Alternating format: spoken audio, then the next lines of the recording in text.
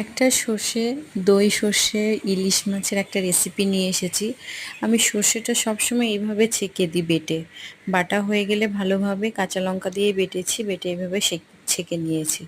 এবার ইলিশ মাছগুলোকে আমি লবণ হলুদ দিয়ে মাখিয়ে সর্ষে বাটা হলুদ লবণ দিয়ে এটাকে মাছটাকে মাখিয়ে নেব। সাথে একটু আমি টক দই দেবো। যেটুকু পরিমাণে আমি গ্রেভি বানাবো এখনই সেটা আমি তৈরি করে নেব। পরে যদি আপনার জল লাগে তো জল দেওয়া যেতে পারে। তো এইভাবে আমি মাছগুলোকে ম্যারিনেট করে নিয়ে তার ওপর আমি সরিষার তেল দিয়ে দেব।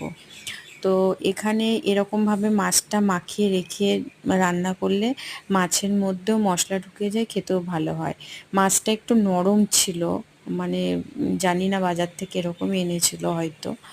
তো যাই হোক, আমি তেল অল্প দিয়ে কালো জিরে কাঁচা লঙ্কা তেলের মধ্যে দিয়ে যে মাছটা ম্যারিনেট করেছিলাম সেটা আমি ঢেলে দিলাম। ঠিক আছে, এবার কিছুই না, এটা ফুটবে, কম আঁচে ঢাকা দিয়ে হবে।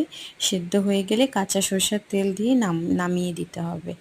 তো ইলিশ মাছের রেসিপি আর কি বলবো, সব বাঙালিদেরই পছন্দ, আমারও খুব ভালো লাগে। তো তোমরা সবাই বানিয়ে খেও আর সাবস্ক্রাইব